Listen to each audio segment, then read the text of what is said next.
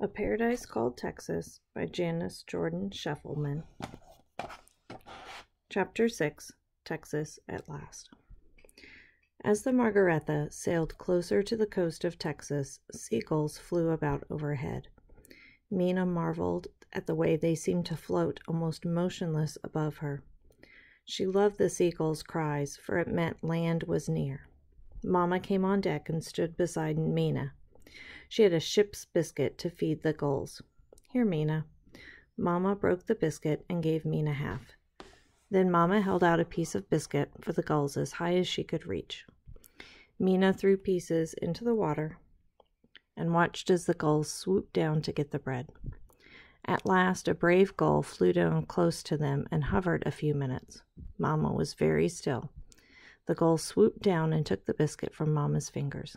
"Oh, Mama, he flew so close." "Yeah, Mina, I wish I could fly like the gulls, so graceful in the wind, so free. I would fly right up to the heavens." Mama looked longingly upward, her cheeks flushed with excitement. Mama and Mina had been busy washing and packing clothes, getting ready for arrival in Galveston. It was the end of November when Galveston was sighted early in the morning. Passengers crowded on deck to watch as the Margaretha came closer and closer to the flat coastal island. "Galveston is only a village."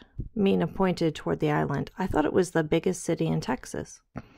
"That it is, Mina, but Texas is young, and Galveston is only 8 years old. Give it a little time to grow, like a child." Papa patted Mina on the shoulder. "How long will we stay in Galveston, Papa?" "Not long, for we will take another boat along the coast to Indian Point." Sailors scurried here and there, preparing the Margaretha to anchor just outside the harbor. Captain Libin gave the order to the first mate, who shouted, "Let out the sails," and then, "Drop anchor." The sails flapped loosely in the wind until sailors climbed the rigging and began to furl them. The anchor went clanking down into the sea. The Margaretha rocked gently on the waves. "Are we going to stop out here in the ocean, Ernst?" asked Mama. "Ja, Mädchen.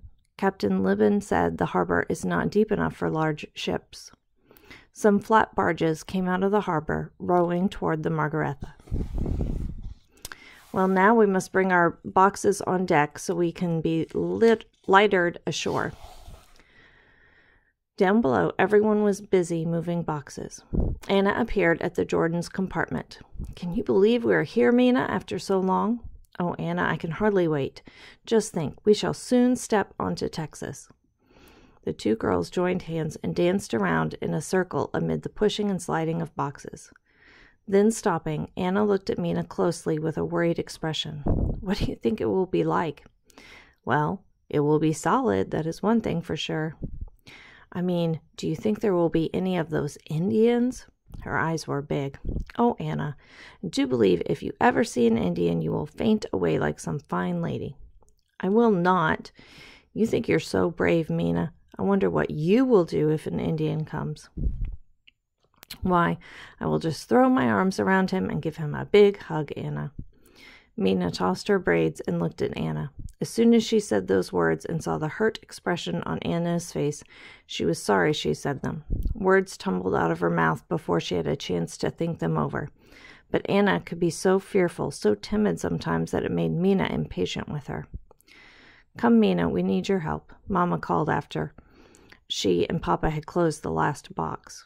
Mina and Mama took one handle, while Papa carried the other end of the heavy box up the ladder. They set the box on deck, which was now crowded with boxes and belongings.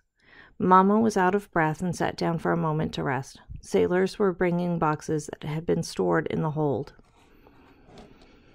The wide, flat barges had reached the side of the Margaretha.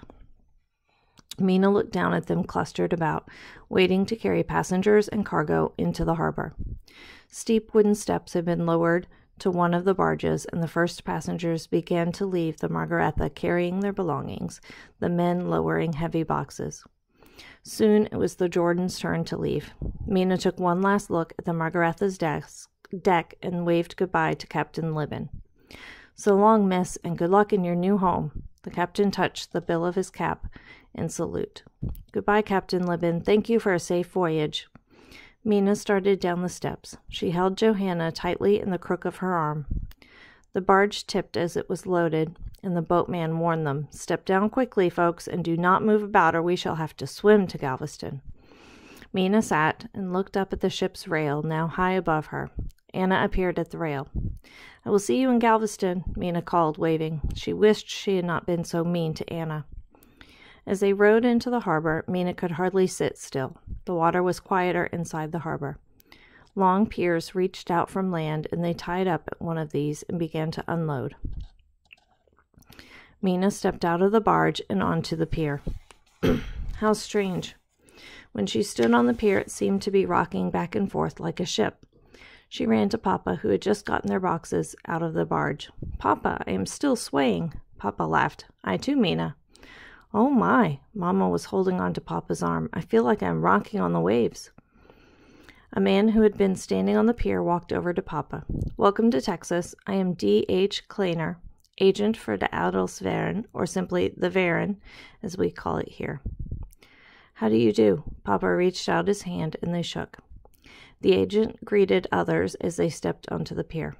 "Well, now that you are all here, we must see to moving these boxes. The Verein has rented quarters for you to stay here a few days until the steamer leaves for Indian Point." Herr Kleiner turned and looked about him. "So if you men will come with me, we will get some wheelbarrows." He started walking along the pier toward land. "Let me go too, Papa," begged Mina, dancing about. "Very well." Papa turned to Mama. "We shall return soon, Männchen." "All right, Ernst." Mama sat down. "I will stay here and watch the boxes." Mina and Papa walked the long pier over marshy land into Galveston. Mina skipped along holding Papa's hand. The broad, sandy street was crowded with people. Mina heard Americans speaking English. It sounded strange, and she could not understand a word. All the buildings were made of wood. There were no stone buildings like those back in Germany. Up ahead on the left was a 2-story wooden building with porch galleries all around. It was the Hotel Meyer. The Verein had rented several vacant buildings. Though not as comfortable looking as the Hotel Meyer, they were at least shelter. Several families had to crowd into each room, and cooking had to be done outside. After moving the boxes and settling into one of the rooms with the Kaufmann family, Papa and Mina went to a store they had seen on the main street, Kretzer and Mertz, dealers in hardware. Inside, the storekeeper greeted them in German. "Guten Tag." "Guten Tag." Papa nodded his head. "We are on our way to Indian Point in the German colony in a few days, and I'm looking at tools." "Well, if you are going inland, I would advise you to purchase a gun." Mina looked up at Papa. "What do we need a gun for, Papa?" "Well, Fraulein, your Papa can use it to hunt and to protect the family from Indians." Then, lowering his voice, he spoke some words to Papa that Mina overheard. "You know, 2 German settlers were killed and scalped last month near Austin." Scalped. The word sent a shot of terror through Mina. She imagined herself walking through the woods when suddenly from behind a tree jumped an Indian. His white eyeballs glowed fiercely in his dark face. His arm was raised, and in his hand was a tomahawk. Mina shivered. She did not know what she would do if she ever saw an Indian. Papa went over to the rack of guns hung on the back wall. "What kind of gun would you suggest? I have no experience with firearms." "Then a shotgun would be best for you because it does not require such careful aim." The shopkeeper took down a double-barreled shotgun and showed it to Papa. Papa looked at the gun carefully, turning it this way and that. Then he handed it back to the shopkeeper. "Very well, I will come back tomorrow." When they returned to the Adelsverein house, Mama and Frau Kaufmann were cooking over an open fire. "Mama, we are going to buy a gun to protect us from Indians." Mama looked at Papa with a question in her eyes. "It will be a good idea, Männchen. After all, this is the frontier. We may never see an unfriendly Indian, but in case we do—" "Oh, Ernst, I do not like guns." "Nor do I, Männchen. But, Ernst, our land is not in Indian territory, is it?" "Surely not," Papa answered. "I will probably never need the gun for protection, but just in case." It was the just in case that sent shivers through Mina. That evening, the Jordans and Kaufmans sat around on the boxes in their small room to eat dinner. Mina folded her hands in her lap and bowed her head as Papa began his blessing of the food. Our God in heaven, we thank thee for a safe voyage and this good food. Bless our new land, bless our families, and all those who come here with hope in their hearts for a new life. Amen.